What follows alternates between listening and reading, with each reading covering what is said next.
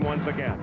Today, the ritual begins for the 76th time at the Indianapolis Motor Speedway. It is a simple rectangular path, 50 feet wide, 2.5 miles long. Fast time to the goal, but there are many obstacles. The speedway, rimmed with concrete walls, can be unforgiving. A momentary lapse can spell disaster. 5 years ago, Jim Crawford was fighting for his life. Today, his eyes burn with purpose. He's been the fastest man in the week-long practice, with unofficial speeds of 233 miles an hour. In a land of power plants, his Buick is king. But there are rivals now for that oh-so-temporary throne.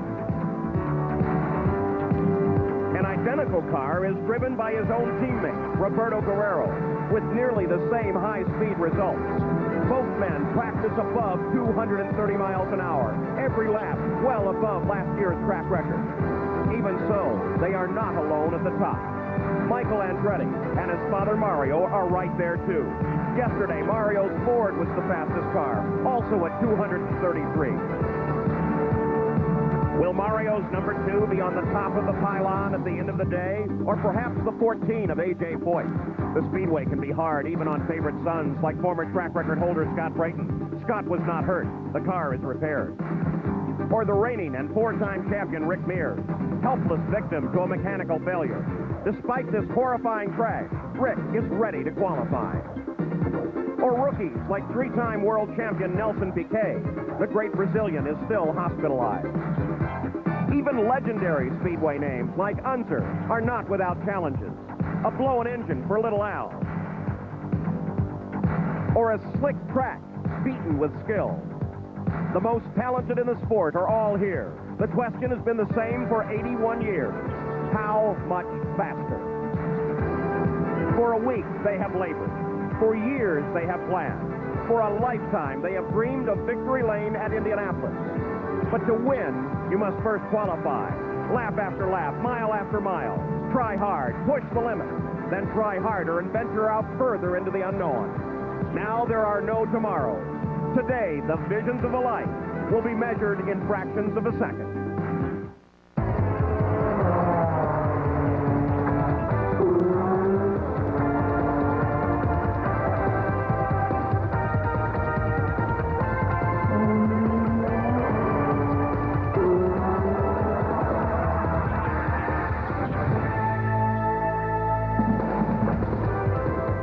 From the world's greatest race course, the Indianapolis Motor Speedway, it's the first day of time trial. The run for the pole and its $100,000 prize.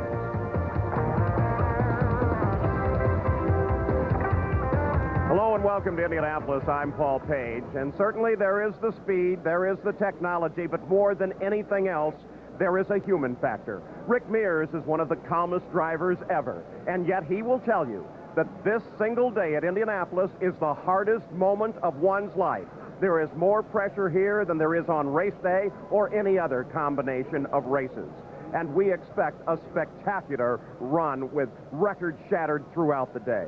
Now, a tradition of Indianapolis seems to be rain, and it was raining here early this morning. It stopped several hours ago. They've been drying the track, but that puts the schedule a little bit behind. They still have to give the drivers some practice time. They're still working down in turn 3 with what they call a weeper, where some water is seeping up through the track from underground springs. Now, what does that do with the whole plan for the rest of the day? Let's go down to the pit road and Gary Gerald. Well, Paul, right in front of us here at the main scoring tower, you see the list of the qualifying order is drawn after yesterday's final practice session, concluding a long week. Al Unser Sr. had the number 1 draw in car 59, a teammate to Gary Bentonhausen, a last-minute ride with Team Menard. But unfortunately, a blown engine and a crash by Gary B. sidelined that car. Unser has to wait until next week in hopes to qualify and go after a record-breaking 5th win at Indianapolis. That means Ari Lyondike, a teammate of Eddie Cheever, Ford-powered number 6, will be our first qualifier today. But when will that first qualifier get his shot? The man who's been watching the satellites, all the weather information, making decisions, checking on the weepers in turn 3 is the chief steward, Tom Binford. Tom, it's a handful. It seems like it is every year on the first day. Give us a timetable of what you know at this moment. I can't tell you anything that I know this moment. I think that maybe a half an hour from now we'll get on to our practice practice period we modified to last an hour or 30 minutes of green light time, depending on which lasts the longer. And there'll be a 45-minute period for refueling, and then we'll start qualifying. I say that could be 1:15, 1:30 perhaps. So it all depends on the weepers out in number 2 and then number 3. They're working on them now, and hopefully they'll have them cleaned up in another 15, 20 minutes. So when we talk about these weepers, and it's happened in the past when we've had heavy rain in central Indiana, what exactly happens? Why do we get this the weeping position where this water wants to seep onto the racing surface? I don't think anybody really knows why. I know they've brought some engineers in to try to figure it out, but what has happened is that water is somehow forced up through the asphalt, or cracks the asphalt, and then runs down the track. They finally have to drill them and kind of force that water out, and then maybe plug them after that. It takes time, and there seems to be they're in different places, generally in the same turn, but different specific places each year. Well, we appreciate the information, and of course we appreciate the effort, and we wait along with everyone else looking for race cars. Thank you, Tom. Thank you. Now, we mentioned that the first man who'll get to qualify today after the practice is Ari Lyondike. He's with Jack Arute. And Gary, if things had gone according to plan and there were not those weepers, Ari Lyondike would be out there and you would have been turning close to 230 miles an hour. But when the season started, you were without a ride. In fact, until you got here to the Indianapolis Motor Speedway, you weren't with a ride. You're a backup driver. You're a teammate to Chip Ganassi's regular driver. Does that put extra pressure on you, teaming with Cheever and knowing that you've got this one shot? Well, I've got this one shot this year so far, and I knew I was going to be driving at Indy for Chip Ganassi with the Target Scotch car, and we're running this great engine, this new Ford engine, which is working out really well for us and the Andretti's. So I knew that before the season started, but you're right, I don't have a full-time ride. This is my one shot, and I'm trying to make the most out of it. Now, the fact that it is your one shot, does that make you approach things any differently, Ari? No, I approach them pretty much the same. I try to be calm and relaxed about it. Try and make the car work for me, especially around this place. Work up to speed, don't take any chances, because as you saw this week, this place is still pretty tricky. But, Paul, as always, when he's not in the race car, he's very calm. But watch out when he gets behind the wheel. He likes to go fast. No question about that. Still out in turn 3. It's absolutely amazing. 2.5 miles of racetrack and 3 feet are causing our problems. That's Tony George, the president of the Indianapolis Motor Speedway, standing with his hands on his hips as they try to get a couple of little sections of the track clear. But, you know, in reality, this just works to our advantage, because when you have a delay like this, it gives the racers an opportunity to talk and in many ways be themselves for us. So we're going to spend some time talking with many of the drivers and crews looking forward to this qualification. It also gives us a chance to look back to what has gone before. We're looking for an exciting day because the season up till now 3 races old, has been incredibly exciting. The first race at Surfers Paradise on Australia's Gold Coast was to see the Chevrolet-Ford battle renewed. In the race, Michael jumped to the lead on the start and drove away. Young Michael would head the field for the first 2/3 of the run. Then, without warning, the defending series champion pulled into the pits and retired with a broken header. Al Unser Jr.'s pit crew practices pit stops all winter long. It paid off. Al Unser Jr. took over the lead, only to give way to his teammate Danny Sullivan. The tropical skies turned quickly dark and the rains poured. It was bedlam on the track as drivers fought for control on streets that and now 5 was dangerous. As quickly as it rained, it stopped. In the rain, Mears had moved from 6th to 1st. Fittipaldi was 2nd. With a partially dry track ahead, the Penske teammates battled with Mears leading. Then Fittipaldi forced his way inside and took the lead.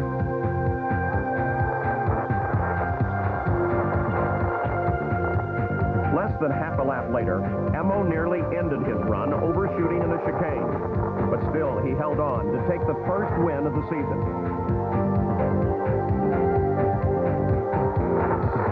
With Rick in 2nd place, the new Chevy D engine had finished 1st and 2nd on its very first run.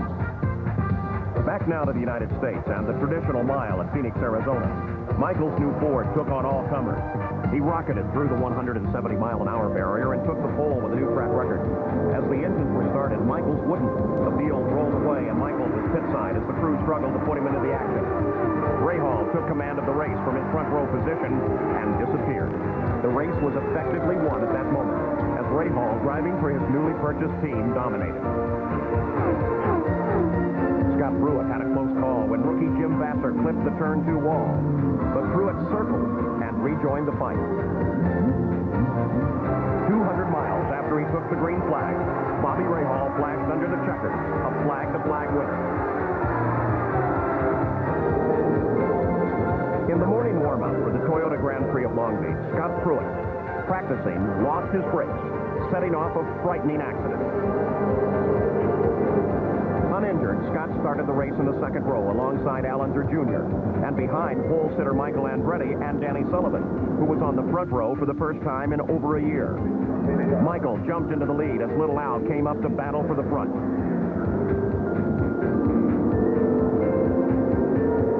Then suddenly, Mario Andretti was off course. Eddie Cheever had been chased by Mario as the field headed down Seaside. Mario clipped Cheever's right rear wheel. Here's the wreck seen from a camera looking back from under Cheever's rollover bar. Michael Andretti took the lead, but the tough streets took their toll on Michael's gearbox and forced his withdrawal. The race was now a battle between two teammates, Al Unser Jr. trying to score his 5th straight win in Long Beach, and Danny Sullivan, who had not scored a win in over a year. Both were driving the new Alan Merton's design Galmer.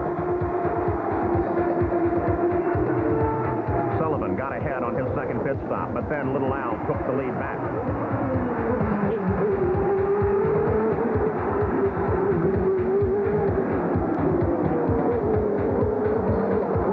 Now Bobby Rahal was battling with Emerson Fittipaldi for 3rd and 4th. The top 4 cars were all now together in the closing laps. Then, with just 3 laps left, Danny moved inside Little Al. Al shut the door, slapping Danny's left front, and Al went spinning. Danny took the lead. Quickly, Little Al got back underway, but he fell to 4th. Sullivan now faced a challenge from Bobby Rahal, but Danny held on to take the win.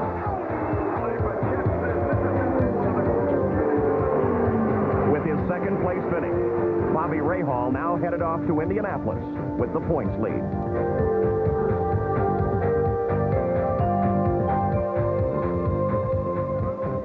And Little Al's reaction to that accident was simply, it was racing. He congratulated his teammate. This is the helmet that Rick Mears wore during an accident at the Speedway this week. He had a disappointing time at Long Beach and a more disappointing week, but it appears that he's ready, Gary Gerald. Paul, in fact, Rick just moments ago getting his first look at this helmet, and of course he was strapped inside this helmet when he took the horrifying ride earlier this week.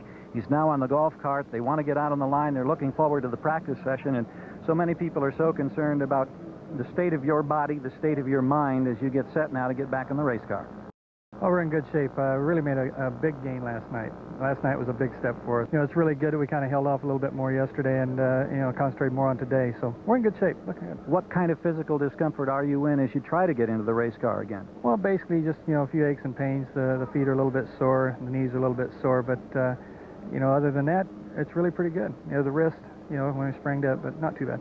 And last year you went through a similar procedure. It may not have been as horrifying a crash, but it was still a significant impact. There was a broken bone in the foot, and you won this race. Well, that's maybe that was a good omen. This time it's on the other foot, which would be much better for the race itself, so we're not too bad. Roger Penske, a quick word with you. I know you're anxious to get out on the line. This has not been the easiest of weeks for you and your team. How do you feel now as you get out here and get the final practice session prior to getting this team qualified again? Well, if I had to say one thing was fortunate. Rick didn't get hurt bad in that accident, so that's the good news. We've got some work to do here today, obviously, in qualifying. We hadn't been able to run the way we want to do because of the accidents, but I think we're here for race day. Unfortunately, we're not probably going to be a contender as people look at it today for the pole. There's some fast Buicks and some fast Fords. Again, it's a long race. It takes a lot of things to win this race, and hopefully we're going to be able to be there 2 weeks from now. We appreciate your time. We wish you continued success. They've won this race 5 times in the last 8 years. Paul?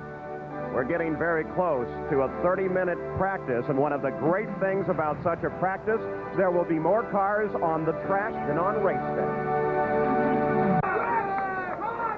Back at the Indianapolis Motor Speedway again, heavy rain through the night, stopped several hours ago, but they're still waiting for some sections of the track to dry. And that will have an effect on the track itself, Bobby Unser, because the rain changes the surface. Well, Paul, other than last night, other than a light sprinkle, it hasn't rained since last night. The track is washed clean, and it should be even faster. And it's very cool. The chassis settings are going to be better. The drivers are going to like it. The engines are making a whole bunch of horsepower, which is going to mean a whole bunch of more speed. And so because of all of this, I think the track records are going to be broken by between 7 and 8 miles an hour, and that is fabulous. So that means Bobby Unser thinks that a lap of 233 miles an hour is very possible. Now, the rain not only affects the track and the machine, Sam Posey, it has effect on the men who would drive them and the crews who will service them. You bet. I mean, the chief consequence, I think, is the delay and the shortening of the practice session. They were expecting to have as much as 90 minutes of green light practicing. That has now, as you heard from Tom Binford, been reduced to just 30 minutes. What does that mean? It means that the drivers who are looking for speed this morning, such as Rick Mears coming off that bad crash, are going to have much less time to get their cars sorted out. The big effect is in the driver's mind. Drivers like to be in control of the situation. They're that kind of people. And without knowing exactly what the schedule is going to be today, and as we heard from Binford himself, he doesn't know exactly when they're going to be able to start qualifying. The drivers can't begin that important countdown to that moment where they're going to go out and qualify. And this is the toughest thing that they do all year, as you said earlier. They don't have to just be really good for these 4 laps. They have to be perfect. Well, they are bringing cars out on the track now, so we're very close to that practice session, and it will be a whirlwind. Of course, it follows a whole week of practice here at the Indianapolis Motor Speedway, one that unfortunately has been filled with incidents.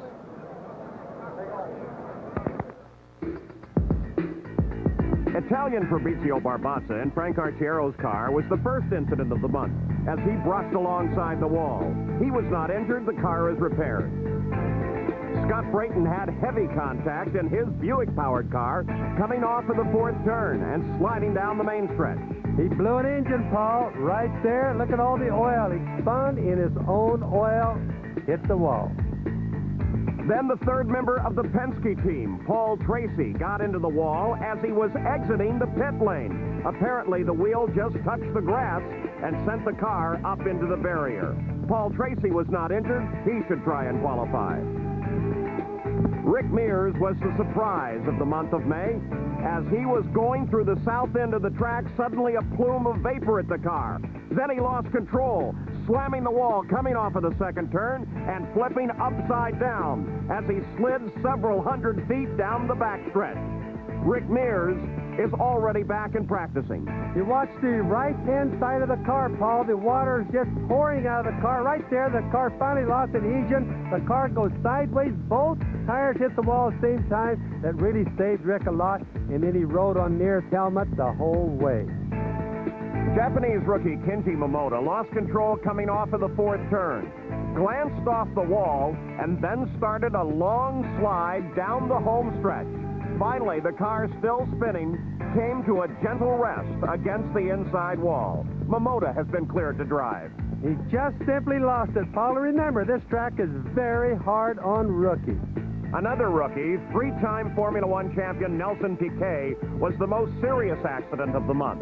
He cut the nose off the car, slamming the wall just off of the 4th turn. Now, on the backstretch, just prior to the accident, Nelson Piquet ran over some debris, but he continued on at full throttle all the way into the short chute. And the debris didn't do anything but cause the yellow light to come on, Paul, and he kept up too much speed, turned into the pits too hot, and lost it. Yesterday, Gary Bentonhausen was testing Al Unser's car when he caught the wall. And he was furious. The car had been spewing oil the whole front straightaway. They didn't turn on the yellow light, Paul.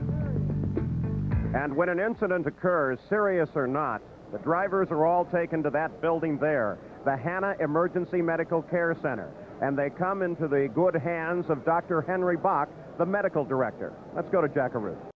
And Paul, Dr. Henry Bach was the first physician to actually look over Nelson Piquet extensively, and then he transferred him to the Methodist Hospital here in Indianapolis. And Dr. Bach, can you give us the latest update on the condition of Nelson Piquet? Nelson Piquet is doing somewhat better today, Jack. This is his second day out of surgery, of course. His condition's been upgraded from fair to good. He's still in the intensive care unit or critical care unit down at Methodist, and that's just for observation. He's awake and he's alert. It should be emphasized, though, that the injuries are not life-threatening at all. That's correct. His injuries were really limited to his lower extremities. Well, Paul, there's been a lot of great racing here throughout the month of May. In fact, the biggest story has been the run by the Buicks, well over 230 miles an hour, right off the trailers. And standing by right now with one of the principals in that action is Gary Gerald. Gary? Well, Jack, indeed, Jim Crawford, who drives this beautiful number 26 car, can certainly relate to what Nelson Piquet is going to face in his rehabilitation because, Jim, unfortunately, you've been through that, and I suppose more than anybody around, you can appreciate the long, agonizing weeks, months that it took to get back to the position to be able to drive that beautiful car right now. Yeah, it's no fun, but he's in really good hands down there. I think he'll come out of this okay. Is it a situation where you have a good day and then maybe you have a couple bad days? Are there a lot of peaks and valleys when you try to make a rehabilitation like that? Oh, yeah, that's probably always going to happen, but when you're in a hospital, for some reason, there's always somebody worse off than yourself, so that helps you. Well, let's talk about the positive right now, the fact that you have been the fastest man this month of May at Indianapolis at 233 miles per hour. What does it feel like? To go that fast, the car's got to be handling really well, so it actually feels very, very good, very comfortable. The car does exactly what you want it to do. Today, we're going to have to kind of guess at the setup a little bit. It's been hot for a few days and we've wandered away, so I think there'll be a bit of luck involved today in going that sort of speed. The fact that you're the last man on the qualifying draw means that you're going to have to wait a long time once this practice session is complete. Is that going to be difficult to handle? I would think so, yeah. Kenny drew the numbers, though. He's the boss, so we take whatever is thrown at us. Well, he's talking about Kenny Bernstein, and of course, Kenny knows a bit about speed, having gone 300 miles per hour in his dragster. Jim, we wish you nothing but success. We know it's been a great month thus far. We appreciate your time. Thank you. Pleasure. All right. Jim Crawford, he's got a long wait ahead of him. Paul? Well, we all wish Nelson Piquet well in his recovery at Methodist Hospital. We're very close now to the cars heading out for a 30-minute practice ahead of the time trials. We'll be back. We're back at the Indianapolis Motor Speedway. I'm Paul Page, and we are anticipating a practice session. This is the Borg-Warner Trophy. That's what waits for the winner of the Indianapolis 500 at the end of the 500-mile run for the 76th time. Well, you can see they're very, very close, using hot flame on those weepers up in turn number 3, the northeast corner of this track. They just about have it dry, and it must be absolutely perfect, especially for qualifications. Gigantic crowd here today, just an enormous crowd. They've been coming in since early this morning, and as you can see, they have a way to occupy themselves. Here are the top speeds of the month. The Buick of Jim Crawford at 233.4, and right behind Mario Andretti and a Ford Cosworth-powered car at 233.2. Then another Ford with Ari Luyendyk, and then the Buick of Roberto Guerrero. Now, these are practice speeds.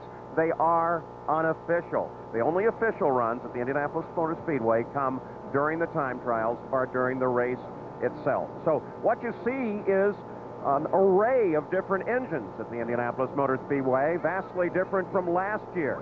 Now, what possible difference can there be in the design of an engine that makes one so much faster?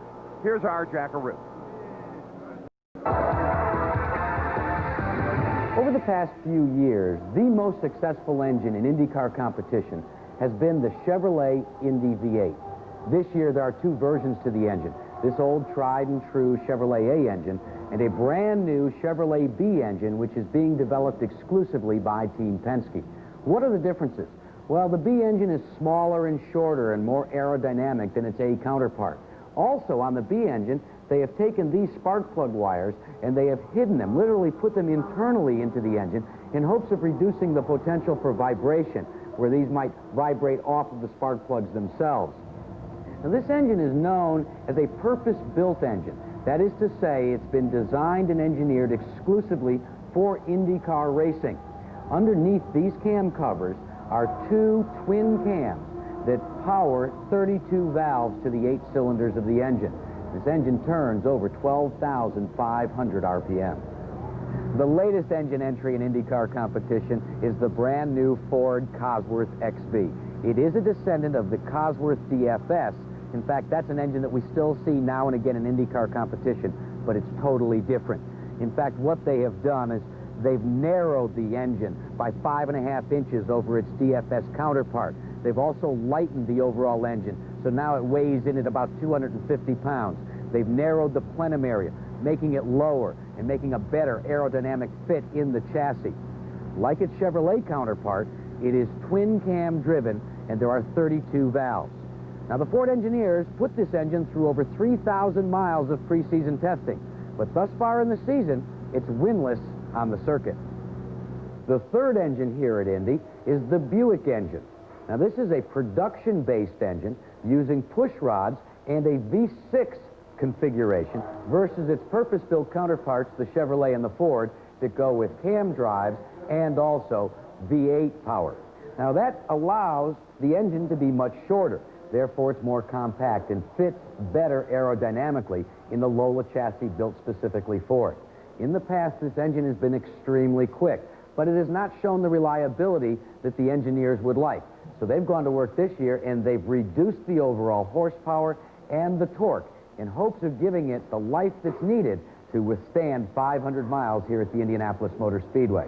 As you can see, we've had to jump around to show you all these engines because nobody wants to bring them all together in one place. That is until they give the command to start engines in the Indianapolis 500.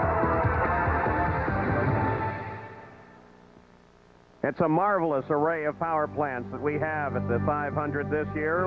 We'll return with hopefully some action from the Indy 500 time trials after this message and a word from our ABC station.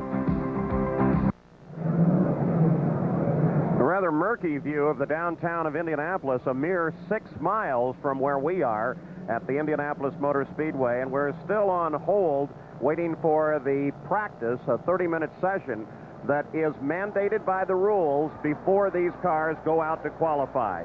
It's still working with that one little problem on the track. Now, here's one of the big stories of this month of May. Lynn St. James, hoping to become the second woman to qualify in race in an Indianapolis 500-mile race. Janet Guthrie, of course, was the first. So let's get an update on the Lynn St. James story from Jack Arute.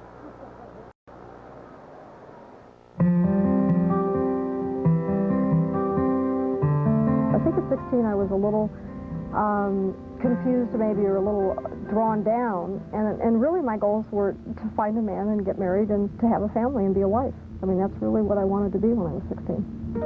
29 years later, Lynn St. James is none of those things. Instead, she's president of the Women's Sports Foundation, IMSA road racing champion, international speed record holder, and an aspiring Indy 500 rookie. I'm doing this because I want to do it. And am I doing it to prove to the world that women can do something? No, I'm doing this because I want to do this, and that this is what's special to me. Her pursuit has not been easy, nor has it been without terrifying incidents. Sometimes the sport has challenged her resolve and her courage. This crash left her bruised and battered, but not broken. Through her career, she has simply toiled without complaint. No longer the confused 16-year-old, Lynn now walks with a purpose, a chance to race at Indy. Up to today, I have said, you know, I'm a winner by being here. I've been able to realize a dream and all of that. But now that I'm here, the competitiveness in me says, you know, I mean, I probably would be pretty devastated if I walked away from Indianapolis without making the field, because I feel so confident inside that I'm going to make the field. So it's not even an option for me right now. I'm going to make the field. And for about the last 30 minutes, Lynn St. James has just rested in the cockpit of her JCPenney Spirit of the American Woman racer. And Lynn, what have been going through your mind, the thoughts right now as you prepare to qualify? I don't want to disappoint anybody, but I'm thinking about oil temperature, and I'm thinking about boosts, and I'm thinking about chassis setup, the things that we've done this week. So I'm really thinking about what's happened here so that we can, if we're right, we're okay, but if we're not, I can help quickly get us right, because we only have it's kind of with the weather today, it's a short session. In qualifying, we want to get in the field. So that's what I'm thinking about. And you're right at that 219 mile per hour average, running with a Cosworth DFS, a little underpowered. What is the speed that you would accept today? Well, Dick and I talked about it last night, and we'd love to get a 220 because we were real close, and I think that's probably more pride and satisfaction. But I think a 219, 220 we would take for sure. You came here in 1966 as a spectator, and you got to watch a driver's meeting. Now that you are a driver, is it the biggest change that you see when you're on this side of the fence versus the spectator side, Lynn? Well, it's the calmness. I think when I was a spectator, I was, all over the place, and just so excited. And I'm excited, but there's got to be a calmness about what I'm doing, and I'm really glad that I have that I haven't allowed to get outside myself. I'm still within myself, and I guess I've grown up a little in those years. I think she's also grown up a little bit this month in Indianapolis, Paul. She started out about 215 miles an hour. She's worked her way steadily to 219, and you hear they'll settle for a 220. And she's one of the marvelous stories in this month of May. Again, the Borg-Warner Trophy, brightly polished silver, holds about 5 gallons if you want to fill it up. These are the bricks that are the start-finish line. It's where everyone's focus is here at the Speedway, and Rick Mears was first across last year. As the field rolled toward the green flag in the 75th running of the greatest spectacle in racing, it could not have asked for a more famous front row. The outside position was the 1969 winner, Mario Andretti. The center, 4-time winner A.J. Foyt, driving what he had told friends was his last Indy 500. Pole was Rick Mears, the 8th pole for the 3-time winner. The green saw Mears jump to the lead, only to suddenly have the yellow flash on for an accident involving Buddy Lazier. When the green came out again on lap 4, Rick stretched the lead. As the race rolled past 30 miles, Mario Andretti took the top spot. On lap 25, Kevin Kogan pinched Roberto Guerrero to the wall, taking both out. Debris from that wreck bounced across the track and cut the left front suspension on A.J. Foyt's car. His crew tried to repair, but the damage was too much. The great Foyt walked toward Gasoline Alley, but now not so sure it was truly his last Indy 500. When the green flag flew again, it was Michael Andretti to the front. He would fight with Al Unser Jr. Emerson Fittipaldi had started in the 5th row, but was steadily moving forward. He took the lead just past the halfway point. The 1989 winner then began a fight with the 86 winner, Bobby Rahal. But the battle took its toll on Rahal's power plant.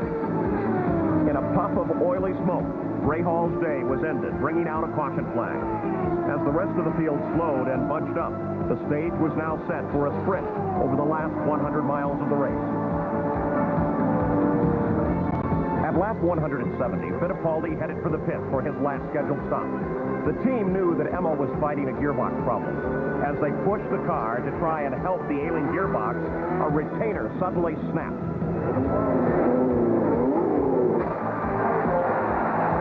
It ended Fittipaldi's day. His teammate led for a lap before Mears made his last scheduled stop. On the main stretch, Danny Sullivan lost an engine, again bringing out the yellow flag and bringing the race leaders in close contact. Now Michael Andretti roared back to the top spot and held on until Rick caught up 12 laps later. Mears took the lead for 2 laps. Then Michael made his move with 7 miles to go. This was the call. Michael moving to the outside. Can he keep in the high groove? He did it in Phoenix. Can he do it here? Michael Andretti takes the lead away from Rick Mears. Wow! That's one of the toughest passes I've ever seen. A short shoot pass with 2 cars running nearly the same speed. I'll just bet you that Rick Mears thought that would have been impossible, and I just can tell you, he never, ever looked for Michael to go that way. That is sheer virtuosity by Michael Andretti, Bobby. Don't you agree? That was one of the finest pieces of driving, one of the hardest pieces of driving I've seen.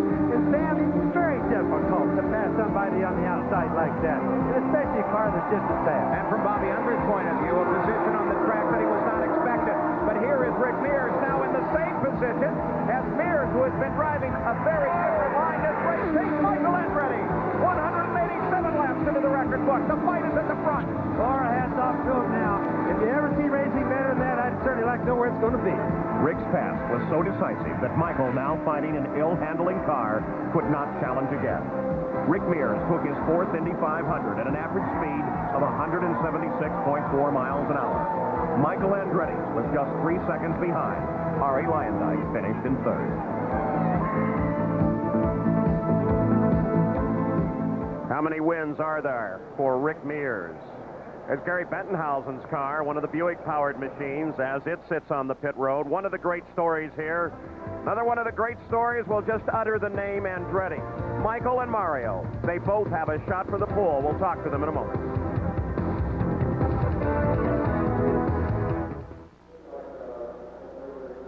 Well, once again, the Newman Haas Racing Team has the dynamite tandem of Andretti and Andretti. Mario, of course, now in his 27th year here at the Speedway, trying to make this race. Only A.J. Foyt has done it more times. And Mario, I know you've got to be very, very happy.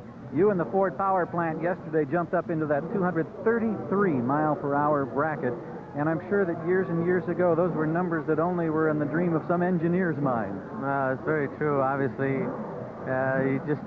even for us that are in the business, it's surprising just how much the breed improves from year to year. The amount of sophistication that's involved in this business is just phenomenal. Can you tell physically the difference from the early years of your career when the 150-mile-an-hour barrier has been now pushed up to well over 230 miles per hour? Well, the cars, as I say, aerodynamically, they're so right, and they're so well studied, and the engines, with all the regulation penalties that they have, still, you're able to just get so much out of the package. And again, if you spoke 10 years ago, if you go, no way you're going to reach this kind of a plateau, but here it is. Michael, of course, you saw your dad inch ahead of you on the speed chart, but you're only a half mile an hour or so back at over 232 miles per hour. What, in your mind, do you think will it take to be a pole winner today at Indianapolis? Well, I think it's going to depend. If the weather stays the way it is, I think you're going to see some pretty good speed. I think it's going to probably take about 32 and a half probably to get the pole. How concerned are you about this 30-minute practice session? This is the one time when there's going to be more traffic on this track than any other time in the month of May.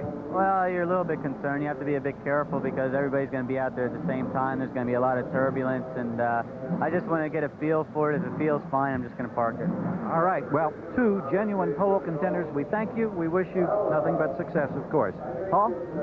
It wasn't long ago we had some fun with the Andrettis.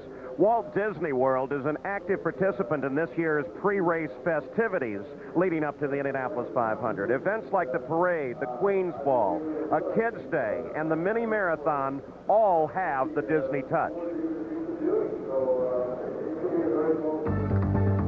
So the folks from the land of mouse ears planned their own race just to get into the spirit of the racing season.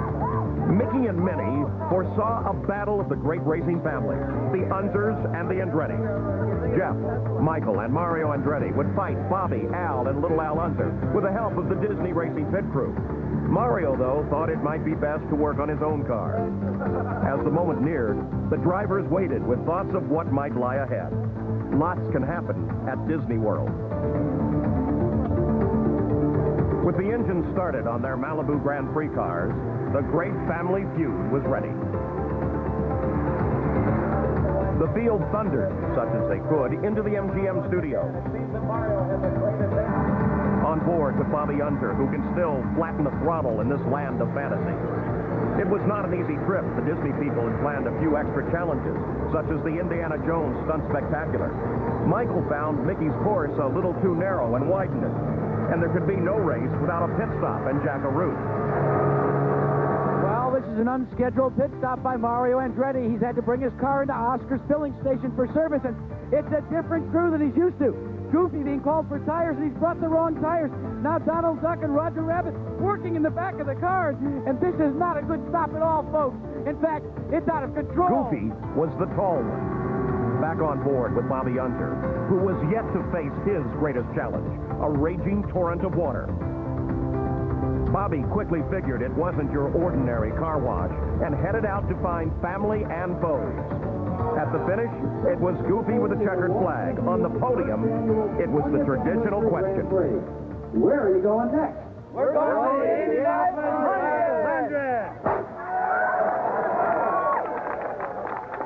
Well, not exactly the traditional answer, but it worked anyway. By the way, those of you that saw round number 1 of the International Race of Champions and thought it was great, hold on to your hats, because tomorrow it's round number 2 from the Super Speedway at Talladega.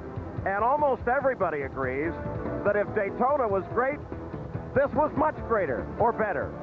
That was a super race. We'll be back with more from the Indianapolis time trials in just a moment. Back at Indianapolis, still waiting for practice.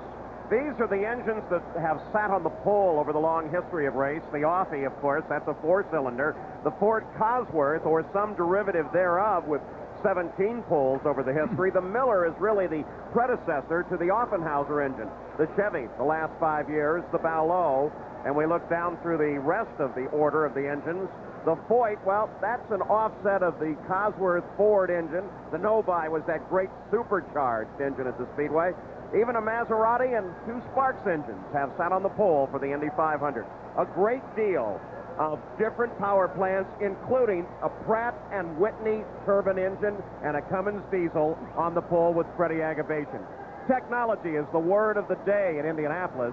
For a further update on other technology, here's Jack Arute. Well, Paul, throughout the month, you've heard talk about the quickness of the Buicks, the quickness of the Fords. Well, what's happened is no longer can you develop an engine without concerning yourself about aerodynamics. And that's exactly what the folks at Ford have done. When you take that small engine that I showed you a while back in that track back, and you made it to a brand new 1992 Lola chassis that was designed specifically to accept that engine, you can see how much lower it sits in the car. Now, this engine is powered with 45 inches of boost.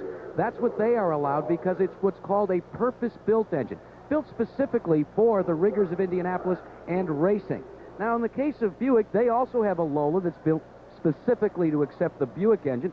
It's a V6. You saw how small it was also. But because it is a production-based engine, they are allowed 55 inches of boost, 10 more inches. And, you know, boost builds horsepower. Those are the reasons why these two types of cars have been so quick. Remember that the Chevrolets last year were turning 226 miles per hour with the Chevy A's. Well, they're still turning 226 miles per hour.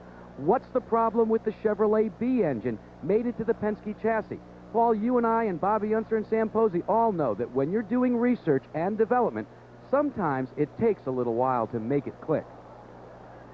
Well, why are we talking so much about 230-plus miles an hour and Impress? Well, one of the reasons is the lap record held here by Emerson Fittipaldi, set in 1990, is 225 miles an hour. What do the drivers think? How is it to go 230-plus? It really is pretty hard to describe what it's like to go 230 miles an hour. It's very, you know, the words I can come up with is exhilarating, exciting, thrilling, on the edge of both disaster and success, and you just have to look way out in front of you.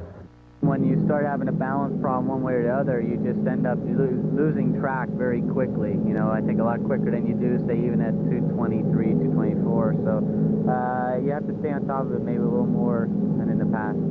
I've said it. The best way I can describe it is that the track is just getting to be very, very short. It seems like you're just going through this corner so quickly, and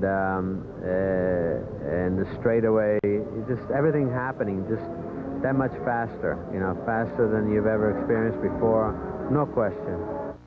Well, I think when you're really going fast, everything is coming very easy and naturally because the car is set up. And it's just like your golf swing. If you have a nice, easy, fluid swing, make good contact with the ball and everything's working, you go, boy, that sure felt easy. It sure seems simple. The same thing with the race car. When it's working and everything's going your way, it sure feels easy. I think it's a fantastic feeling. I mean, you approach turn one so quick. It's amazing to see the corner coming and have the confidence of taking that corner, that speed of that car. I mean, man and machine has to be working perfect well together. Well, they've just announced that they're probably 12, maybe 15 minutes away from this, what would be a whirlwind practice. Roberto Guerrero is already in the cockpit of his car and waiting, as is Gordon Johncock, a two-time winner of the Indianapolis 500. He sets ready as well. So we'll have more great stories and hopefully some action very shortly after this message and a word from our ABC station.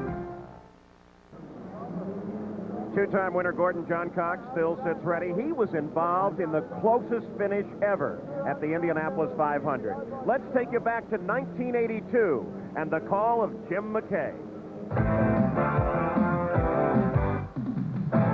Sam, we've got a trophy dashed to the finish line. If this stays this way, there's never been anything like it. The closest finish in the history of Indianapolis in 1937, 2.16 seconds. There's Dina Mears. Her man is the man that's closing on the leader. Yep. Look at Mears for it on Jim. I know when you're this close, I mean, you can reach out, you can feel that guy ahead of you. And look at Mears now. Here's John Cox taking a fairly moderate line, and Mears is catching. Look at his speed off that turn. I've never seen anything like it. There they go. 2 laps to go. There's time to catch him if he can do it. Rick Mears, his wife. The stopwatch, 0.63 seconds between them. I don't have to tell you what's going to happen if he catches them. It's going to be, I mean, this is extremely dangerous business right here. I don't think I've ever seen an open-wheel car race with people this close at the finish. No, and never so fast. I mean, these laps in the high 190. Look at this. Cena there. All right. He may do it. Yeah, he may. He's that close. Look at that. Shallow line. They're going to get the white flag. There'll be 1 lap to go. As he moves a little side, is he going to do it? The white flag out. This is the final lap. Going down into the first turn. What? No. Gordon held him off there going into that first turn. Over the roar of the engine, you can hear the 400,000 people going hoarse. All right. No one has ever seen this before in Indianapolis. This is the back straight. There's 2 turns to go now. Mears behind, and again trying to slipstream it. Johncock did a good job of staying ahead of him in turn 1 when he made that move there. Good. That was may be brilliant. enough. That was brilliant. Not quite over. Johncock still with the lead. Here it comes Headed again. for the finish line. He's still closing. That's his wife. It's too late now. You only got to pray. Look at that. Here you see them. Mears. Can he make a move at the finish? He's making a move. No, not quite. Gordon Johncock has won the Indianapolis 500. He won it by less than a car length. Less than a car length after 500 miles. The disappointed wife of Rick Mears there. The jubilation in the pits, the Pat Patrick pits. Gordon Johncock has won it. He held on in the closest finish in the history of the Indianapolis 500. 66 races. Never anything like this. That's Roger Penske's wife, Kathy, consoling Dina Mears. Well, what could you say to somebody after that? I guess we did get carried away, Sam, but well, somebody else might be able to help it. I couldn't. Yeah, unbelievable. Jim, it's the victory of a great racing driver who made a great racing leader. Let's look at that finish again. All right. Well, here is. It looks like he's beaten at this point, right? Yes. Yeah. Coming out of the last turn. Yep. There's nothing but frustration there. Now watch this. Making the move as they come to the finish line. There's Mears moving up, and it was just a little over a car length, about 20 feet. And that was indeed one of the most memorable moments for Gordon Johncock, but he is back once again to try and qualify for the 76th running of the race. Gordo, what brings a guy back like you year after year? You know, you stepped away from it for a couple of years, got off your tractor last year, qualified for the race on Bubble Day. Why are you back in the cockpit of a car once a year? Well, I like the competition, and I think everybody likes to come back to Indianapolis for all the excitement that's here and everything that goes on. Is it difficult, though, to walk away from the week-to-week grind of driving a race car? Yes, it really is. You know, I think maybe you come back because it's really hard, like you say, to get away from it, you know, and stay away from it. So maybe once a year a guy gives it a try. Over 200 miles an hour, definitely probably a 219 will have to be what it'll take to get in the field. Does this car have that kind of stuff? I could really hear what you said. Do you have the kind of stuff to qualify the first day? Well, I don't know. We just got out yesterday for the first time with the car and really got going. We've only ran 2:14, and we were hoping for some little running this morning, but with the rain, that's really put us behind. Well, Gary Gerald is with a team that does have the right stuff, and in fact is one of the favorites to go for the pole today. Gary? Indeed, Roberto Guerrero has actually been snoozing in the cockpit of the car. Right now he is awake because they told him a few minutes ago that it may be within the next 10 minutes they'll get to practice. His car owner, Kenny Bernstein, we mentioned earlier, no stranger to speed. 2 months ago at Gainesville, Florida, he became the first to go 300 miles per hour in 4 and a fraction seconds. Kenny, congratulations, of course, on that. But I'm wondering, how do these roles compare as an owner? What kind of apprehension do you feel as opposed to the apprehension you as a driver feel when you're sitting in the car waiting for your opportunity? Well, I'm probably a little bit more nervous when I crawl in my car because I'm in there doing it. But I have the same feelings out here, but I just don't get to go do the job.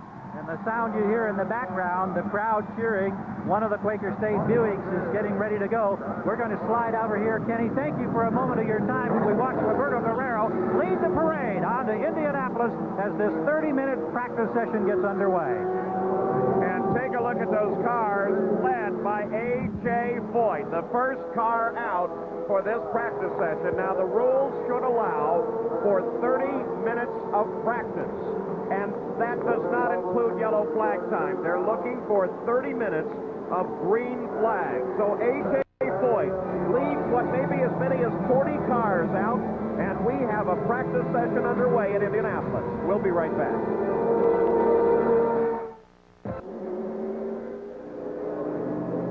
Back at the Indianapolis Motor Speedway with the sound of the racing engine for the first time, but you will notice they are going slowly, and the reason for that is they have a yellow light turned on, what they call a caution yellow. It's really a rolling yellow in which the cars can go out, maneuver, but they will not be permitted to move up to speed until the USAC officials, United States Auto Club officials, talk with a number of the crew chiefs who will be in radio contact with their cars, and they all agree, all right, everything's in good shape, and let's pick the speed up. Giant crowd here.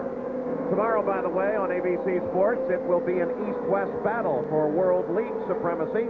Division-leading San Antonio rides into Barcelona to meet Europe's best, the Dragons. Or, some of you may see the resurgent Knights continue their drive for a playoff berth as they travel to Ohio to take on the Glory. World League football live tomorrow on ABC Sports. You see the small white spots on the tires as they're going around slowly. Those are shipping labels on the Goodyears. They wear off after just a couple of laps at speed. But it shows you how many cars have gone out on fresh tires. Everywhere you look, you see the yellow flag still out. That's Gary Bettenhouse in the number 51 car. He's supposed to be teamed up for this race with Al Unser and Rick Mears. Very slowly, watching those temperatures. Bobby, the cars have been sitting in the pits for a long time, and it is cool, so it'll take a while for oil and water and everything to heat up. Yes, they do, Paul, and with these engines, contrary to the way most passenger cars are, they run 50 weight engine oil in them, so it's real thick oil. They preheat them before they go out, but they've not been knowing when they're going to go out. They've been sitting in the pits too long, so the oil's real cold. That's the reason you see Rick going so awful slow right now. An emotional moment, of course, for Rick Mears. He has won the pole here more than anyone else in history. He has 6 poles to his credit. He's certainly expected to be in the pole chase until, of course, day before yesterday, that violent crash. He then spent, that was actually 3 days ago, he spent a day in his hotel room trying to recuperate. Yesterday, they loaded him into the car, back in the garage, way out of everyone's sight, brought the car out. He made a few difficult laps. They took him back to the garage, helped him back out of the car. The question is he really fit to push this car to the limit? And we don't know that answer right now, and he may not know it either. Sam, there won't be any problem today. This is not being the race. He won't have to sit there for 3.5 hours of work. Rick is a good qualifier. He knows how to scientifically do it. The problem is his car. It's just not been as fast all month. He says he made a big game, but that's what we're really going to see. It seems almost incredible to be here on pole day at Indianapolis and not focusing on Rick Mears as a contender for that position. These are fascinating chassis. The one Rick Mears is in, that's a Penske chassis. It's made in England. Let's get an update on it. Here's Gary Gerald.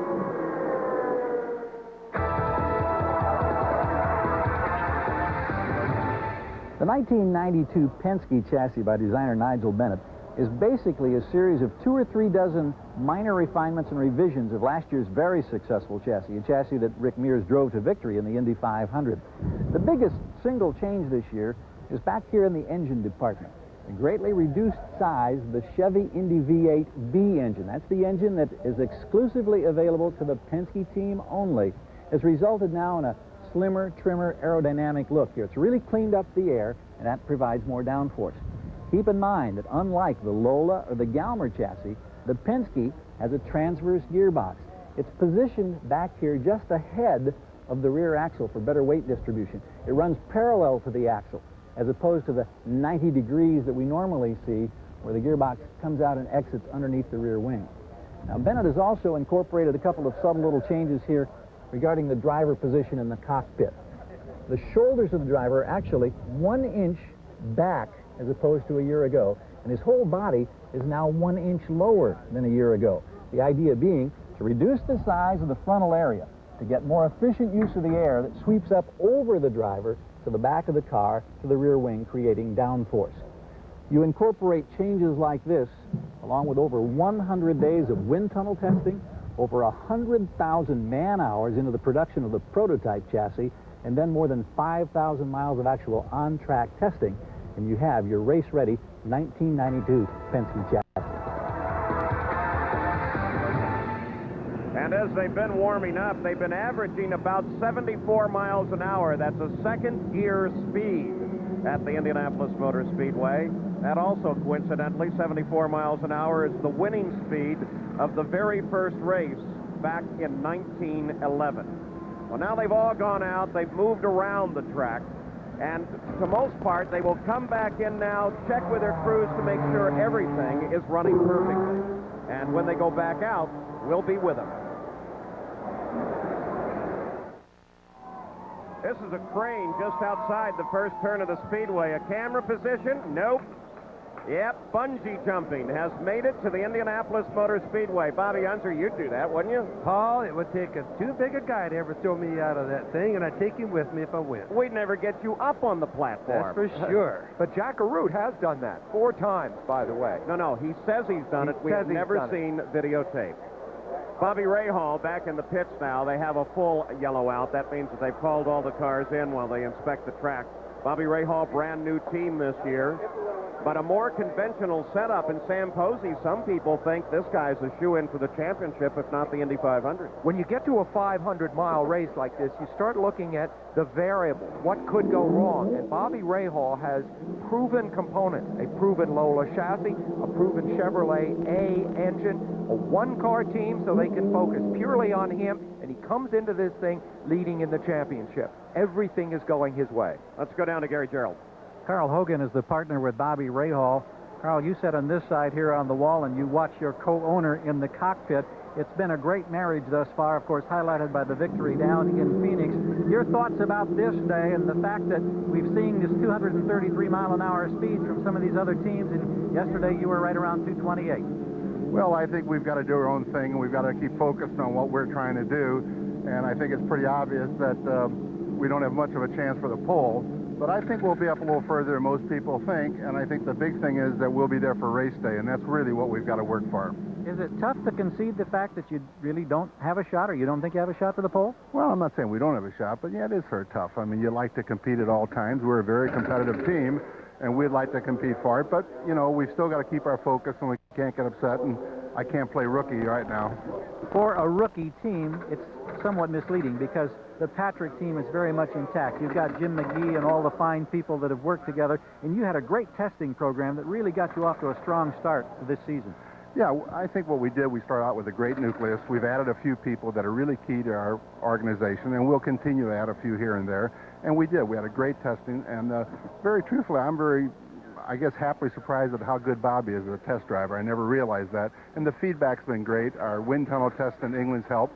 So, you know, we've got a few things that I think help us that maybe make up the gap for time. Well, it may not be a pole for this team today, but I guarantee you on race day, keep an eye on the guy who drives car number 12. I think he's going to be a factor. Paul? No question about that. All the engines are shut down because they're on a full yellow, and the reason for it is there is still water seeping up through some of the cracks on the backstretch. Now, what about the greatest 500 ever? Well, you never know. Some people say the 1985 race may have been it. Here's the call of Jim McKay. Danny Sullivan going down low. Did he make the move? Sullivan down low. Side by side, Sullivan has the lead. Danny Sullivan. And just at that moment, losing control of the car, doing a magnificent job of not hitting the wall and continuing in the race. It's unbelievable. The incredible move maybe ever in Indianapolis, and Mario didn't hit him, Jim. That's even more incredible. Andretti subtly moving to the side like a fighter, taking a punch but letting it slip by him. Sullivan at 200 miles an hour recovering from that spin. You have to go back to Jim Clark in 1964-5, Jim, to get a move like that on this racetrack. I've never seen anything like it on the Indianapolis race. Incredible. Unbelievable, but he's going to come in. That may have caused problems in the car. That is absolutely unbelievable what we saw. Of course, he must now stop because he's flat spotted those tires. He's coming down that very rough pit lane there, which keeps the speed down. Listen to the cheers for him. Oh, it's incredible. This place has come alive, and of course, Andretti is in the pits too, both the leaders. But Sullivan is going to have to change all 4 tires because of that. Mario will go back out. You see, they're even changing that left front tire, which they never change. So that'll cost him the lead, no question of it. But Danny Sullivan is back out on the race course. I have never seen a person take a spin like that and begin to slide towards the wall and still recover. Let's have another look at it. We're going to have slow motion here in just a moment. I'll tell you exactly what I think happened, Jim, even before seeing it. Aerodynamic effects. Watch what happens. I'll bet you that if Sullivan gets in front of Mario, no, I'm dead wrong. It's running over that the white line. The very thing that he was doing that made him so fast, I think, tripped him in this one move. Yeah, Mario's too far back, I think, to have had a rear guard aerodynamic effect. But all right, now, Andretti, faced with the moment of his driving life, he can't see where he's going, fades slightly to the left by a miracle. Sullivan stays wide enough to the right, hits nothing, and we may have seen the most dramatic moment of racing, certainly that we're going to see this year. Incredible. And perhaps even more incredible, Danny Sullivan went on to win the 1985 Indianapolis 500. Now, don't forget, another one coming, the 76th running. We'll have live coverage on Sunday, May 24th, flag-to-flag coverage of the greatest spectacle in racing. And there is the defending champion, Rick Mears. As it looks like he's going to climb out of the car, they're going to wait a little bit longer. Now, let's have another installment in our continuing series on what's new in sports, science, and technology.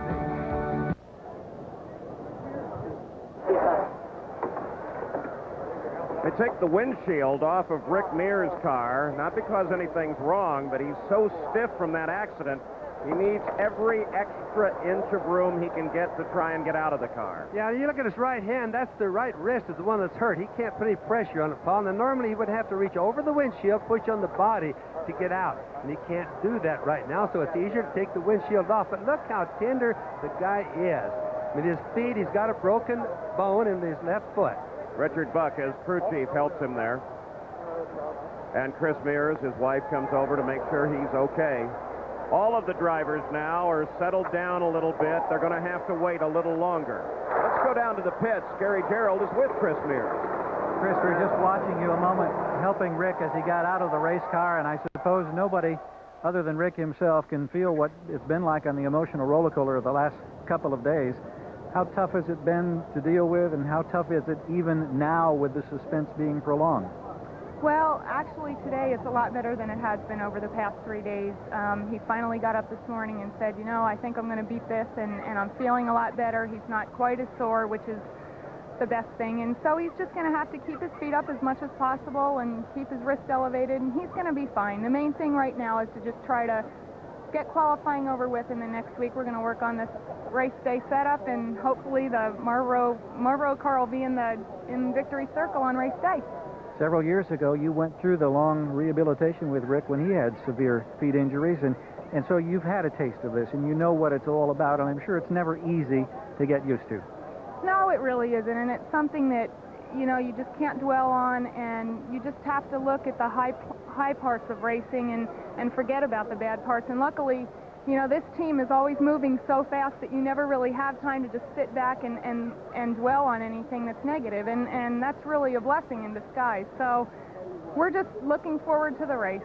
The optimism still sparkles in the eyes of Chris Mears. Let's go to Jack Arute. Well, Gary, another driver that has a lot of optimism sparkling in his eyes is Gary Bettenhausen, despite the fact that he took his backup car out yesterday and had an engine expire, actually an oil hose leak, and he spun into the first turn wall. But, Gary, you've been here so many years, and you are extremely excited about this particular qualifying day and this particular effort because you really feel you've got a good ride beneath you. Yes, Jack, we've done extensive testing, and the engine this year is really reliable along with being very strong. So we've got a lot to look forward to on race day. Does the delay that we're undergoing right now, does that affect you as a driver at all? It doesn't bother me at all because actually this morning when I woke up, it was raining at 4 o'clock, and I said, all right, this is great because this is going to change the racetrack a little bit and maybe make the guys that are running 3 mile an hour or 4 mile an hour quicker than us back up to us. But I think, you know, it's not going to bother our setup at all. Well, Paul, they're running about as fast as most small airplanes fly. We want to give you a look at Gary Bettenhausen's handmade steering wheel. Looks a lot like the controls of an F-18 fighter, if you ask me. Gary Bettenhausen has never been in the front row in 19 years of trying. By the way, consider this. Gary Bettenhausen, Roberto Guerrero, Jim Crawford, Michael Andretti are all favorites for the front row. None of them have ever won an Indianapolis 500. Let's consider again other races and truly great finishes. Well, some say the greatest finish ever of an Indy 500 was way back in 1912.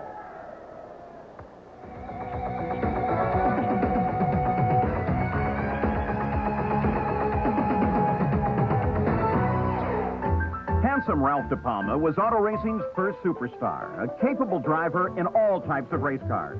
De Palma was one of the favorites for the second annual Indianapolis 500-mile race in 1912. The cars lined along the front stretch. Gil Anderson was on the pole, Len Zingel in second place, and Teddy Tetzlaff third. Car numbers corresponded with the first 4 starters. De Palma, driving number 4, started fourth. He led much of the race, finally getting a 10-mile lead. But then, in the closing laps, his car failed. The car broke down at the north end turn. That's at the end of the stretch at Indianapolis. I blew a connecting rod. I had one idea in mind. That was to win the race. My mechanic and myself got out and pushed the car to the table. But they don't pay off on that. The car must cross the line under its own power. De Palma's grimace moment is often portrayed by artists. Joe Dawson took the lead and led the final 2 laps to record a victory. It was the fewest number of laps a winning driver ever led. But De Palma gained a measure of revenge when he captured the 1915 Indianapolis 500. That day, he led 133 of the 200 laps, and his Mercedes held together for the entire 500 miles. In those days, too, they only paid the top 10 positions, and then only if you completed the full 500 miles. I don't think that would wash today. By the way, we'll not only have our coverage today, but tomorrow on ABC Sports, the drivers will continue their attempt at qualification, and we will have coverage from the Indianapolis Motor Speedway. Of course, we're looking ahead for qualification here. We'll return with more action after this message and a word from our ABC stations. Lynn St. James getting some great advice. That's Al Unser Jr., the edge of the car there, as they're discussing this day and the technical setups on the race cars.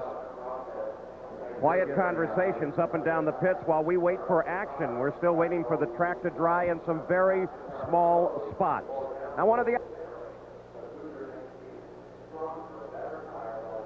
Well, indeed, A.J. Foyt, the man who has seen more miles around this racetrack than anyone else. Last year, of course, A.J., we thought maybe that was going to be the swan song, but here you are once again. We saw you out there circling, warming up the car. You've been through this drill. You know what it's like, but how much does it play with a driver's mind? Just wait, get in, wait some more.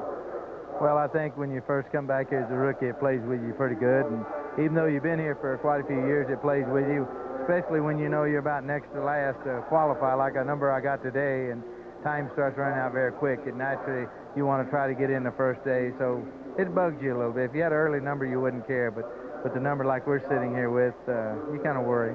In typical AJ fashion, sporadic quick laps during the course of the week, speed progressing. I think yesterday it was up over 223.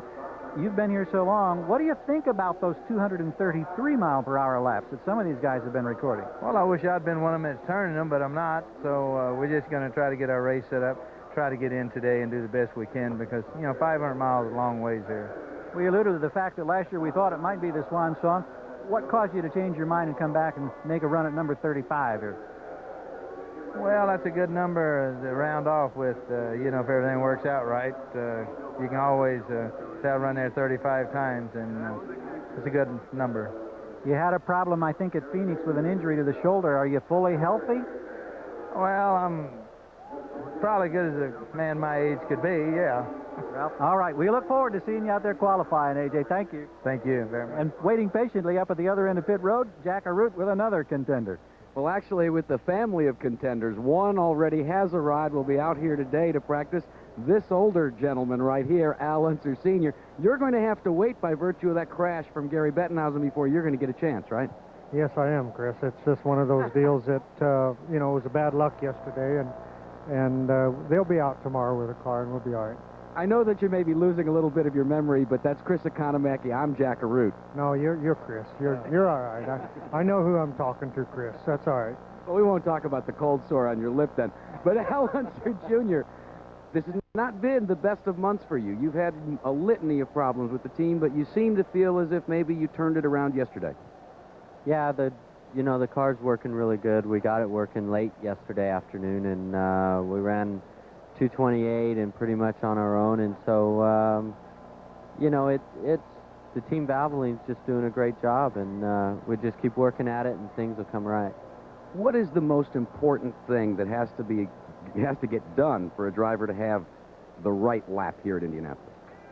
Well, everybody has to work as a team, and everybody has to do their job, and then the car's got to work for you, and so I got the best team in auto racing today, and everybody's definitely doing their job, and we don't have any weak links anywhere. So we're just waiting for the puddles to dry up, and so that we can get at it. A brand new chassis this year, Paul, as well, the Galmer chassis. And has it been a little slow on the learning curve as far as Indianapolis is concerned? Well, yes and no. It's very similar to a Lola, but it does have its differences, and so we've been trying to find out what those differences are. We've had a good race car in Australia and Long Beach and so on, but we just haven't quite found what this car likes best, and so I think we took a big step in the right direction yesterday afternoon. Paul, you think you've got your hands full with one Unser up in the booth. Think about what I've got to deal with two Unsers down on pit road. Or what the Speedway has to deal with. Now they're trying to blot up the water that has been seeping up through the track. There have been heavy rains here in the early part of the spring, and water on the ground is very, very heavy. Now, rain figured into a finish at the Indy 500 for Bobby Unser back in 1975.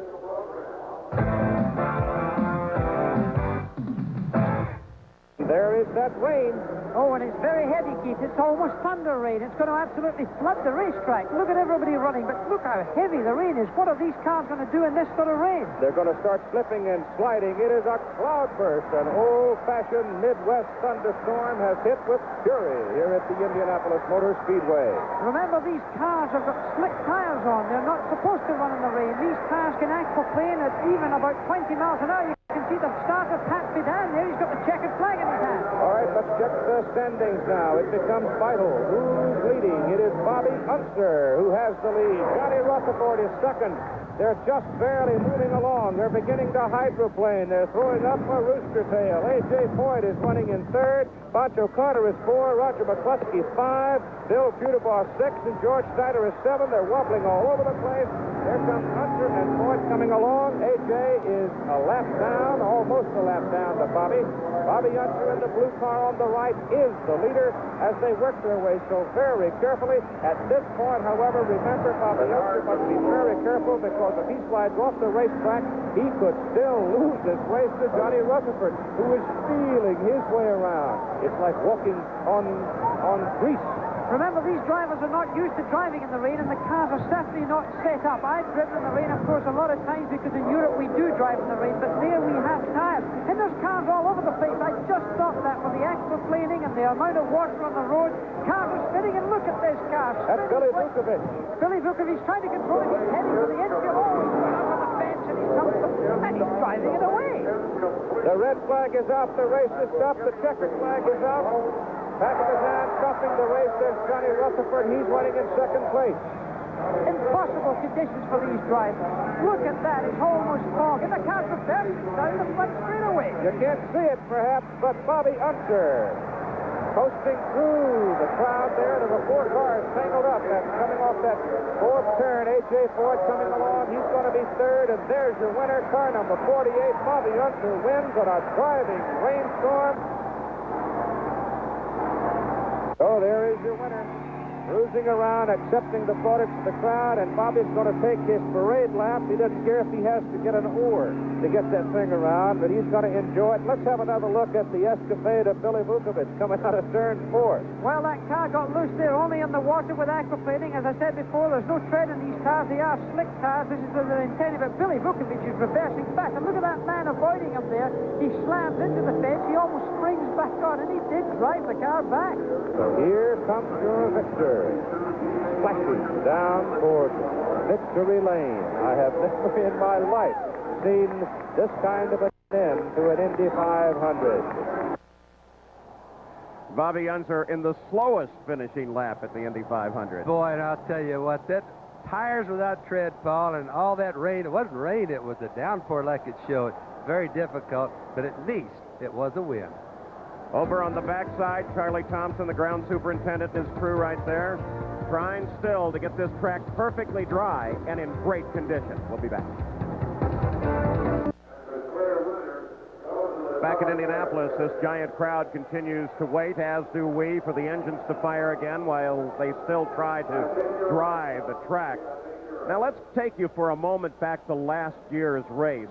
In the 30th lap was the most serious accident of the race. It took out A.J. Foyt, Roberto Guerrero, and Kevin Kogan. It caused a lot of controversy. Here's a different view of that accident as Kevin Kogan veered up into Roberto Guerrero. This is a home video that was taken from the grandstands and has the most telling evidence of what caused that accident. So Roberto Guerrero was very concerned because he was accused of causing the accident. Sam Posey, what was the reality? Well, let's have another look at what happened from this home video. You can see the 2 cars in question with Kevin Kogan here on the inside and Roberto Guerrero on the outside as they came into the turn here. Now watch carefully as Kogan actually moves up and gets Guerrero there. Kogan now headed for the wall. Roberto Guerrero headed on down the track. Ironically, Kogan very badly hurt in this crash, unable to be here this year. Roberto Guerrero badly hurt in a crash here in 1987, but he has recovered, and he is here now with Gary Gerald. Gary? Indeed he is, Sam. He sits here patiently on the wall a bit earlier. We were talking about Roberto was in the cockpit, and he had his eyes closed, taking a little bit of a siesta down there. You got the few laps out on the racetrack, and you kind of got a feel of things, and now you're into that waiting mode once again. Is this tough to deal with? Well, I think you just have to be patient like everyone else. You know, it's tough, especially when you see the kind of conditions we're seeing. The wind is very light, and, you know, obviously the car has been running so well, you just can't wait to get out there. You know, the Quaker State Buick is run very well in all weather conditions, and today I think you're going to see very, very fast speed. From the incident 5 years ago that left you in a coma for so many days and the recovery, the incident, of course, early in the race last year involving Kevin Kogan, A.J. Foyt, you've really run the gamut of emotions here. You've come so close to winning this race. What does it feel like now as you prepare for an attempt to qualify with the fact that you could be the man on the pole come race day? Well, I mean, obviously, all those things, they never even cross your mind. You're just concentrating on the job to do, and like I said, I'm over the moon with the whole team, with the car, and We just hope it's going to be a little bit more of a challenge today because we hadn't had any rain for the whole week. All of a sudden, we had a lot of rain yesterday, so we go back to a pretty green track. So we just have to hope that we can get the setup back to where it was. You and Jim Crawford have proved that the speed is definitely there. How much does that question of durability still pry at your mind? Gary, Buick has done so much work over the winter that, believe it or not, of all the miles we've done in the winter, all the miles we put here in the 6 days that we had to practice, we haven't had a single engine problem with either of the two cars. So I think we have as good a shot as finishing the race as any other engine, basically. And then there's the reality that after this race you may be unemployed because this team is running this car designed only for Indianapolis. Yeah, that's a tough one, you know. I mean, it's obviously nice to see us running competitive here and having a shot of winning the pole, winning the race, and then come May 25th, I'll be back on the unemployment line. That's not a nice feeling, but we'll put that to one side for now and enjoy it while we have it good. All right, Roberto, we enjoy the opportunity to chat. We hope that we're going to get a chance to see you at those 230 mile per hour speeds real soon. Thanks. Let's hope so, Gary. Thank you. All right, Roberto Guerrero continues to wait, as do us all. Paul? He finished second as a rookie in 1984. Don't forget tomorrow's coverage of the International Race of Champions from Talladega. Let me tell you, if you thought the finish at Daytona was something, wait till you see the last lap of this race. We'll be back with more from the Indianapolis Motor Speedway after this. Still patiently waiting at the Indianapolis Motor Speedway. The rain has not been a factor for several hours, but it continues to weep water up through the track. Speaking of bungee jumpers, boy, there's a sign, right? I don't think so. No, sirree. Is he going to do it? Or is he? Yeah, maybe not. Bobby? The world's full of crazies, Paul. That's all I can tell you. That crane's just outside the first turn of the Indianapolis Motor Speedway. It is a way to occupy your time here at the track, should you care to. Some think, the drivers certainly think these are greater daredevils than anyone that goes around at 230 miles an hour. There's Bobby Rahal, who stands waiting patiently in the pits, somewhat tranquil. Jack Arute is right there. Well, Paul, you know what they have said over the years? He who wins at Phoenix is the favorite coming into the Indianapolis Motor Speedway for the month of May. Is that how you see it? Well, I don't know. I've never heard that before, but if that's so, that's fine with me.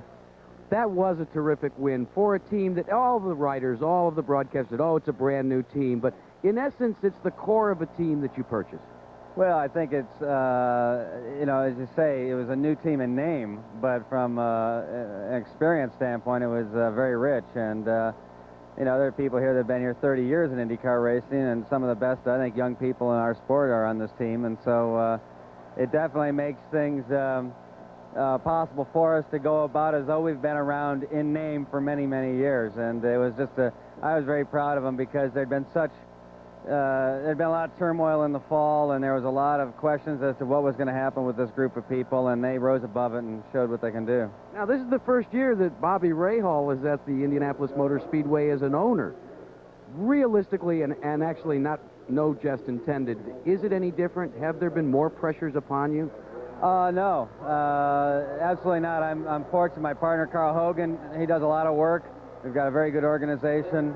I think, if nothing else, I'm enjoying this season more than I've enjoyed any season for quite some time, and I think it's because everything you're doing now goes to something that you have a direct voice, you know, in the strategies and the philosophies and the operating procedures and what have you. And as a driver, when you're asked to do so much more than just drive a car, that's a great feeling.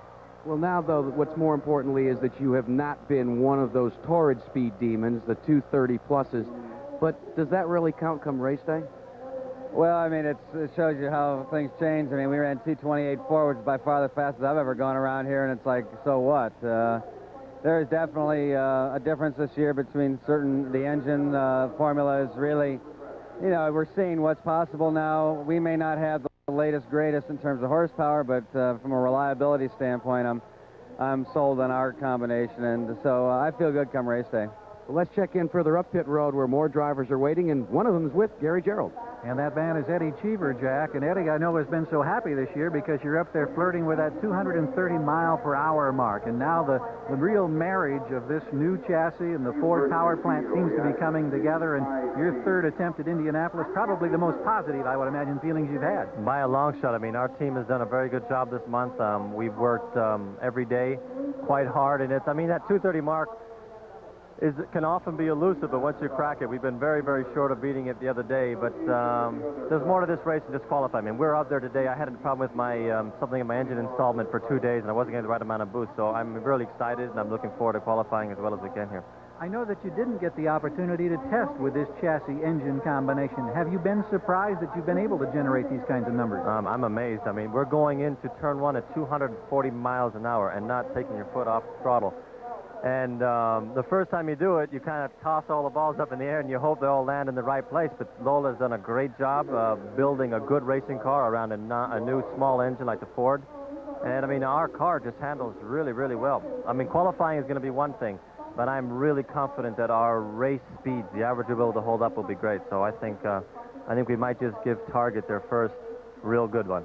A lot of optimism from Eddie Cheever, Paul.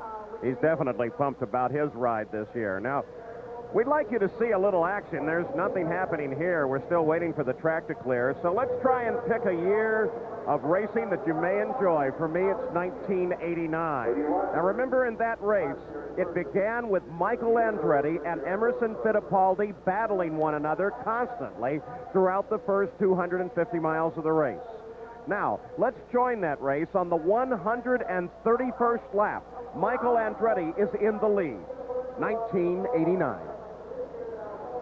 We're back live at the Indianapolis 500. 131 laps complete. Michael Andretti behind the pace car is the leader of the race. Bobby, on that last pit stop, an interesting fact developed. Yes, we found out through Jack Arute that Emerson Fittipaldi blistered the hard tire on the right front. Jack will be watching the other cars now to see if we're going to be having some tire problems as the race gets into the second half now. All right, as they come back now around the fourth turn, Michael picks up the pace, and they stream toward the green flag once again. The pace car into the pits. Michael Andretti sees the green. Emerson Fittipaldi is just 3 seconds back. As Michael streams across the line, you can see Emerson just sitting back there, but he gets forced to the inside alongside a slower car as they come through the first turn. Emerson Fittipaldi in pursuit now of Michael Andretti. You know, last year, Emerson Fittipaldi's team spent 4 minutes and 30 seconds in the pits compared to Rick Mears' team, which won the race, of course, who spent just 1 minute and 40 seconds. And some people felt that if there was a weakness in the Pat Patrick team at all, it was perhaps in their pit work. Now, of course, that was in comparison to the Penske team is out. Certainly the Patrick team is one of the top teams in the business, in the pits, but we did see a problem there. I just mentioned it. They've had good pit work so far, Pat, and this last one on changing that tire being a bit slow there was because they didn't know. They had the hard compound on the car. They really didn't think it would blister. So the pit man is the guy that found it. Emerson Fittipaldi works his way around the course. Now, the difference between the two tires, Bobby, and this situation has developed. What does it mean for Fittipaldi?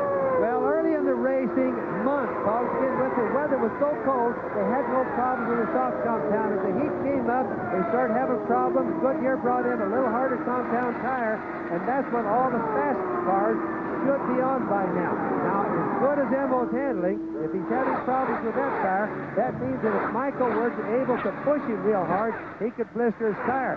Now, we'll be having Jack Arute and Brian Hammond checking on the other cars to see if the right front tire is going to cause the race to change. All right, Michael Andretti is out in front of the Indianapolis 500-mile race. Then Emerson Fittipaldi, just a wink of an eye back. And then 42 seconds behind is Al Unser Jr. Now, the rest of the field down below those positions are all running well off the leader pace. For example, the fourth-place car of Jim Crawford is now 3 laps behind the top 3. The fifth-place car, that's Raul Boesel, is now 5 laps behind the leaders of the race. And the sixth-place car, which belongs to to Dominic Dobson. We showed you earlier him moving up through the field, is also 5 laps behind the leader. So the fight is at the front of this field. No one else at the moment is in contest. Now, Michael is out at clean air, what we call clean air now, no traffic call. Now, he's going to be pushing really, really hard to see if he can keep that gap between him and Emmo. Now, Emmo's car has been faster. There's Emmo right there. He's been generally faster all day. But will he hurt his tire in trying to catch Michael? That's what's going to be interesting to see. Emerson Fittipaldi chasing and, in fact, closing on Michael. Every 500-mile race has 1 or 2 key moments where it seems when you look at it a year later, this was when it was won and lost. I wouldn't be a bit surprised if we're not looking at one of them right in and around now. What's going to happen in the next few minutes? Sam, this is going to be their moment for sure to test each other out to see which one of them really has the most speed. They're both set up good. We're well into the race. The track is going from being slippery to being really good right now. Emerson Fittipaldi chasing Michael Andretti. You can see the distance between the two. 136 laps are complete. Michael Andretti has been turning laps at 217 miles an hour. And as you watch the cars, don't become hypnotized by just following the car. Look at the crowd in the background. Watch how much ground they're really covering. This is Tyler Alexander in the pit.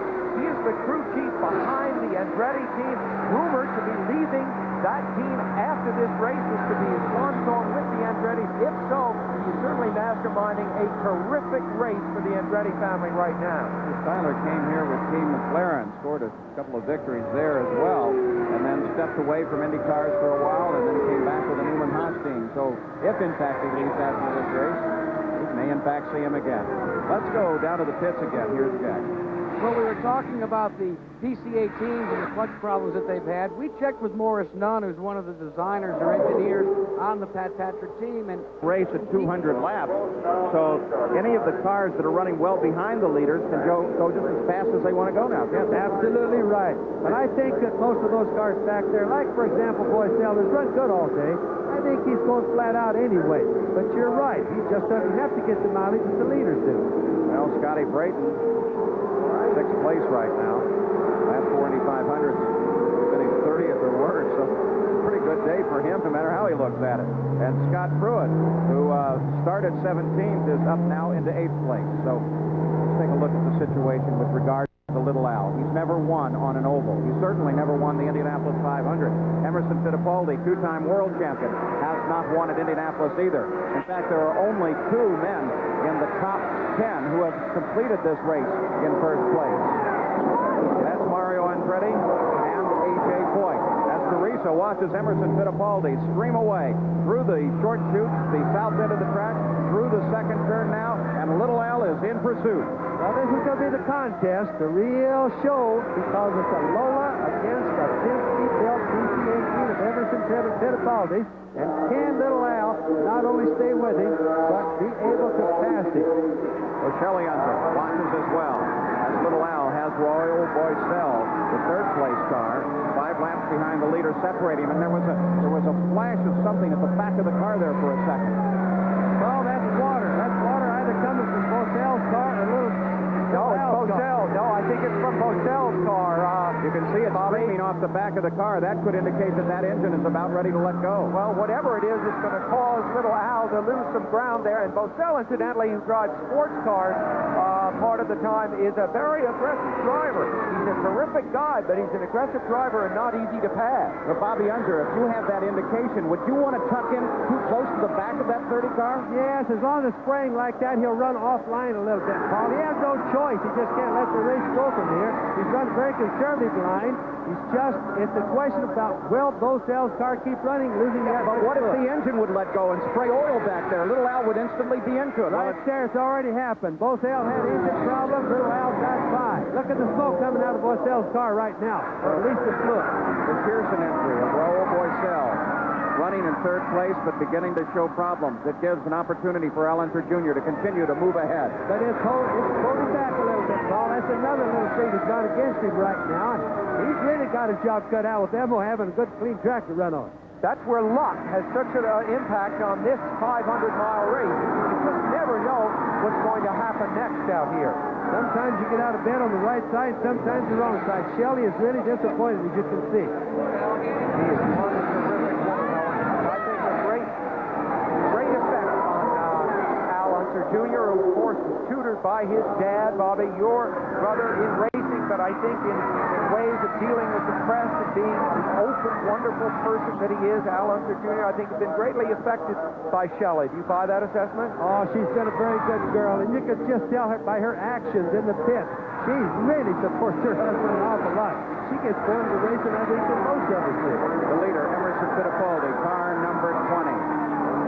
Little Al is just 1.8 seconds back. And here comes Emerson Fittipaldi on the main stretch now, flashing by to complete the 190th lap. And look at her. This infused energy, those fingers of energy going out to Fittipaldi. She's counting the laps. Did you see her say, go get them, and look up the scoreboard, counting the laps? Now, in history of the Indianapolis 500, at lap 190, the leader in 9 previous occasions has not finished out in front. Most recent, of course, Kevin Cogan, with 10 laps to go, lost to Bobby Rahal, 1983. Al Unser led on 190 laps, but Tom Sneva won. If Emerson can win the race, he will follow in Mario Andretti's footsteps. Of course, he's a man who has won both the World Championships and the Indy 500. Although, of course, Mario did it in the other order as the feature racer. Wish on that great energy. We noted that Emerson eats a very special diet of fruit and grains. He gets plenty of aerobic exercise, so that energy really means something in that family. Now there's little Al, right on the track, not up as close as he'd like to be.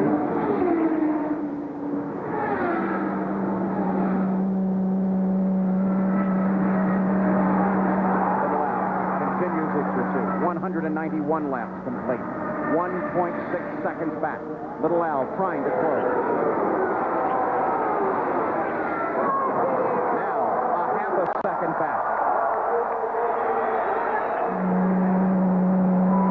192 laps complete. 1982, Mears versus John Cox, all over again. The closest finish ever at the Indianapolis Speedway.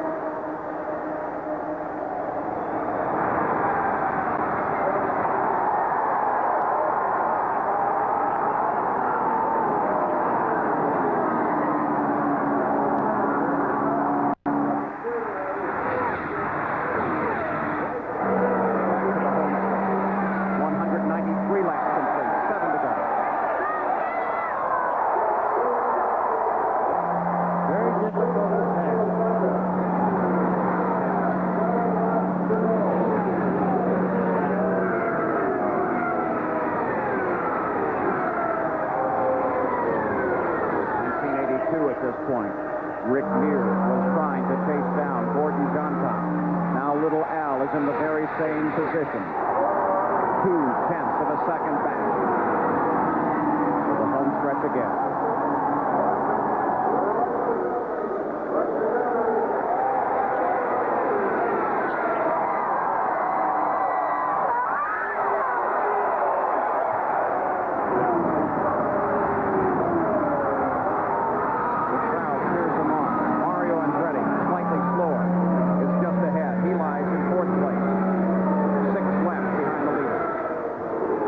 The tension is incredible.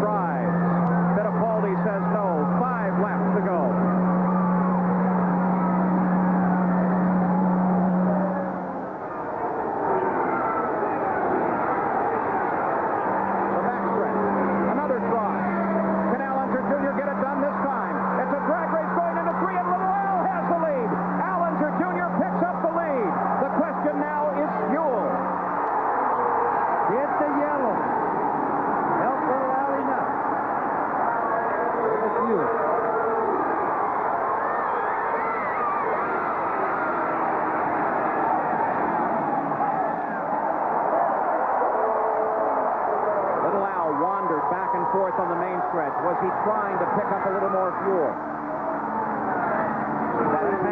right down to the bottom now with 4 laps to go. He's trying to break the slipstream that Emil's trying to use to keep up, Paul.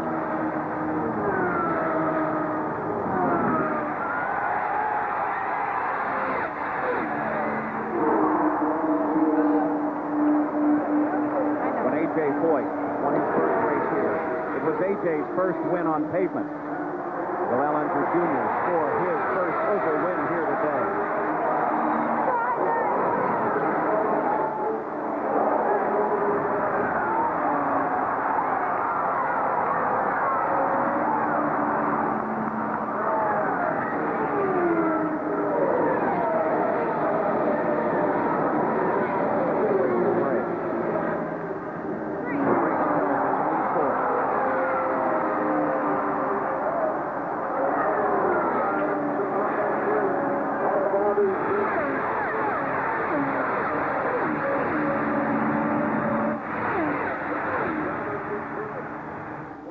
Drivers in front.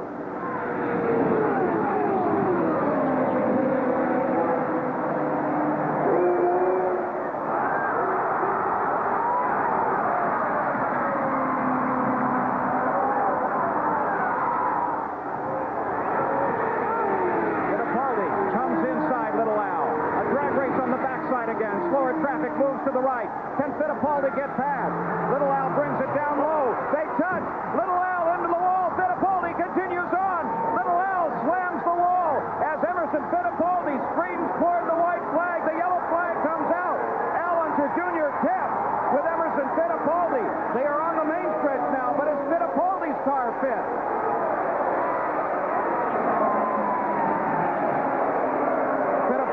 Tried it inside the third turn.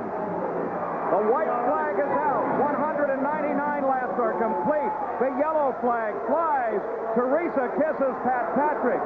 Can you imagine the despair that Shelley and Al Unser feel now? Because for the second year in a row, he's okay. Little Al climbs out of his car, walks away from the safety crews. For the second year in a row, the Indianapolis 500 will finish under the yellow flag, but this time it will be a new name. It will be that of two-time world driving champion Emerson Fittipaldi. Former world driving champions winning here. Jimmy Clark, Graham Hill, Mario Andretti, and now the name Fittipaldi will go into the books. What promised to be a close finish ended with a lap and a half to go. Ellinger Jr. stands by the edge of the race course. What will be his reaction as Emerson comes by? Was he angry? Did he gesture? Went out to signal it. Little Al steps out toward the edge of the track. Now the pace car will lead Emerson Fittipaldi, just like it did last year for Rick Mears, toward the checkered flag. The 73rd Indianapolis 500 is rolling to an end, and Emerson Fittipaldi, under the yellow flag, has captured his first 500-mile race victory at Indianapolis. Emerson Fittipaldi wins the great race. And boy, are they happy. No surprise whatsoever.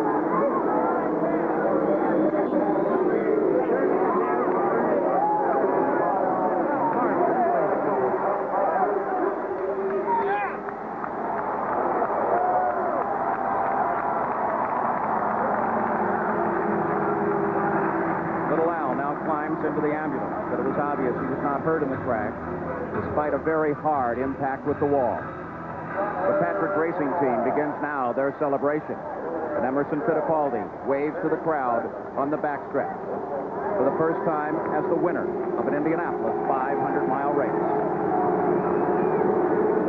Look at him, he's really happy, Paul. We didn't get the chance to see exactly what happened. That in-car cam really showed the jolt that Little Al got going in the turn. Here we go, Bobby Unser, on the backstretch as Little Al and Emo race closely together.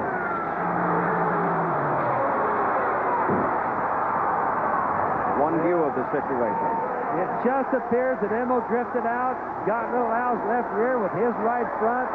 Little Al couldn't do anything about it. That was very similar to an accident we saw in a stock car race 2 weeks ago. So Emerson Fittipaldi with an accident here. Let's take a look at it again. Fittipaldi darted away from Little Al, tried to get inside him. The two cars are neck and neck into the corner. Traffic just ahead. They touched wheels. Little Al went sliding into the wall. Fittipaldi was able to maintain control. He pulled a similar feat at Toronto just a couple of years ago. The last lap spin and was able to continue on. He's done it again this time. It paid off in an Indianapolis 500-mile race win. It takes such a small bump to throw a car totally out of control. Let's take a look on board Little Al's car. The same situation when we have an opportunity. We watch Emerson Fittipaldi hold on to the checker, the winner of the Indianapolis 500.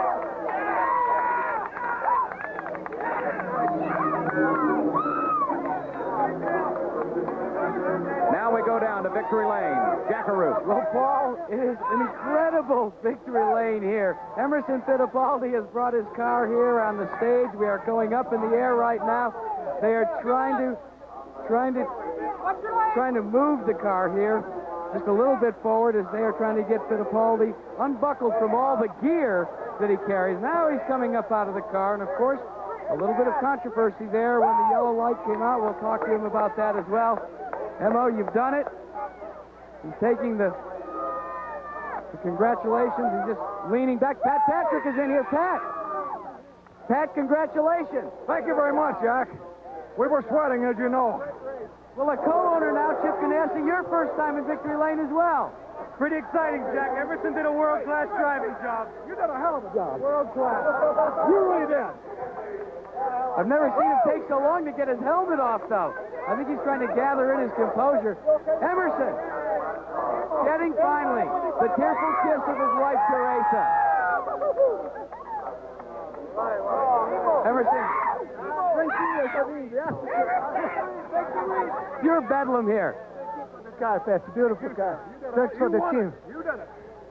Oh, what a race. What a race. Emerson, you're an Indy 500 champion in 1989. Oh, I cannot believe, the team made a great work. Everybody, Morris Nunn, Pat Patrick, Jim McGee. I want to thank all the boys, it was an incredible race. What about the contact between you and Al Jr.? What happened back there? I was going inside of turn 3 on his inside because of traffic, and he tried to come onto the inside with touch wheels, and I nearly spun off on his side, and he lost it. You've won 2 World Driving Championships, but this is your first time to win at the Indianapolis Motor Speedway in what they call the greatest spectacle in racing. What are your thoughts right now? Jack, I still cannot believe, I dreamed so much since I was a little boy. Fantastic.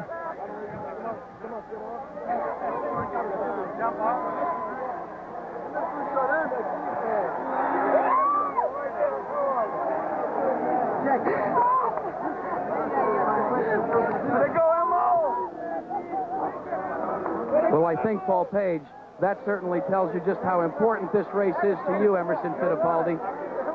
It's just incredible that you ran so well all day, and then Little Al closed up on you, and he was really concerned about fuel, and you weren't. His car was much faster on the straight, and luckily I got the traffic and done it. They want a moment to share.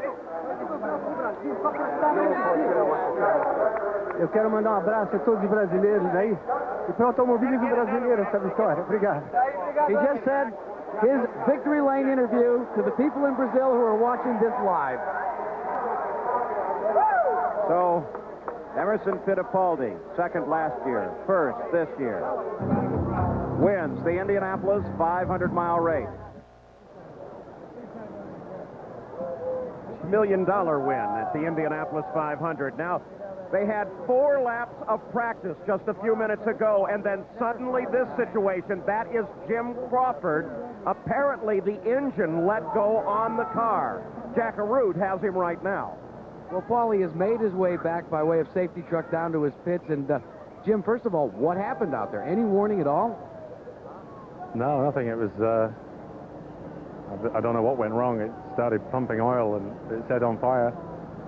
And I was slowing down, the oil got on the tires, and around she went. But luckily, the car didn't touch anything. So you will be able to go back to the gasoline alley area and exchange the engines, correct? Oh, yeah, fine. It's just one of those little things that happen. What does that do to your mindset? Now, granted, you weren't going to go out into the last man this afternoon, the weather, everything else that's going on, now to have the engine problem. How about the mindset for Jim Crawford right now? It's going according to the Indy 500. It's never easy, and this is just one of the things that can go wrong. You've got to try and not let it bother you. Paul, before this, they were giving Kenny Bernstein a lot of grief about the fact that he drew that final qualifying position. When Kenny heard that the engine had blown, he said, well, that's good news and bad news. Have to change the engine, but the good news is I won't have to take any grief anymore about waiting till the end. We'll have to take a look, too, at exactly how the rules read on putting that car in the line.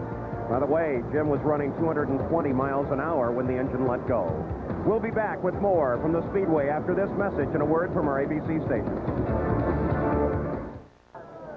And back at the Indianapolis Motor Speedway, yellow on the track because of the Crawford incident. Tom Binford, the chief steward. The question right now, with Jim Crawford having that last spot in the qualifying draw, if they change the engine, can he come back out and still be a contender for the pole position? Well, that depends on whether we complete the line today, which looks unlikely. If we go over till tomorrow, then yes, he could compete. Everybody competes that's left in that line. What he has to do is has to be ready to go when he goes in the tech box, and if that happens, then he's fine.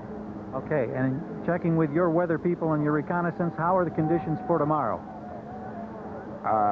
For you and I to go swimming would be great. I understand it'll be 80 degrees and sunny. I don't know for the cars whether it'll be as nice as today. Probably, well, I wouldn't think so. But weather conditions certainly should be improved. Tom, thank you very much as we go back up to Paul Page. You're welcome. Well, that creates an interesting scenario for the remainder of the afternoon and for tomorrow. Great technology at the Speedway this year. Let's look at some of the more unusual. Through the years, some intriguing machines have run at Indy, like the Twin Miller 8, a twin-engine creation that was introduced in the 20s and lasted till the mid-40s. One of the largest cars ever run was the Cummins diesel that Freddie Agabation put on the pole in '52. In '64, Smokey Unic arrived with a radically offset chassis, driver left, engine right. The last turbine-powered machine to run at Indy was the Two-Jack Special, qualified by Al Miller in 1969. And among the most unusual, Pat Clancy's six-wheeler in '48, driven by Billy DeVore to a 12th place finish. Some of the strange creations that have carved a niche in Indy history. Quiet once again at the Indianapolis Motor Speedway as they clean up from Jim Crawford's blown engine. And this gives you an idea as they wait for the qualifying warm-up, which still has about 25 minutes left to go, why that drawing the night before qualifying is so critical. On that pylon you saw a moment ago are all the numbers that drew and the order in which they would be permitted to qualify. There they are. Now, if each of those cars is ready, despite the fact that the day ends and we go into the second day, each car will be given an opportunity to qualify. So, in fact, you could have Jim Crawford run for the pole on the second day of time trials because it's still the theoretical first day. For the drivers, this is incredibly difficult. As Sam Posey mentioned, their pace is terribly broken now, and they are all desperate to get into this 500 field and to move over to a race setup. Now, remaining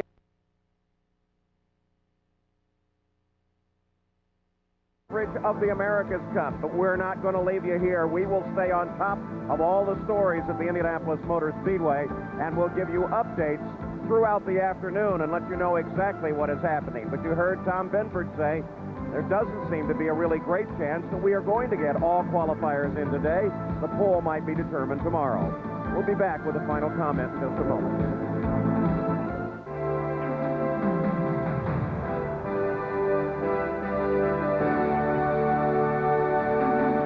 Indianapolis, we wait now to see will the pole position being determined today. But as Jim Crawford said, that is Indianapolis. Bobby Unser, though, the rhythm very definitely broken. Well, it certainly is, Paul. I think that comes to mind first of all is that the weather was perfect today, ideal. Some of the cars will no doubt go today. But remember, most likely some will go tomorrow. Hardly makes it quite even. Yeah, the delays are like the launch countdowns at Cape Canaveral being put on hold. Trouble is, the driver just cannot stay wound up this whole time, so he has to relax and then come back up to a peak. That's tough. So we will keep you updated through the America's Cup coverage this afternoon, and don't forget our coverage tomorrow. The Indianapolis 500 time trials, day 2, beginning at 4 o'clock Eastern, 3 o'clock Central and Pacific, right here on ABC Sports.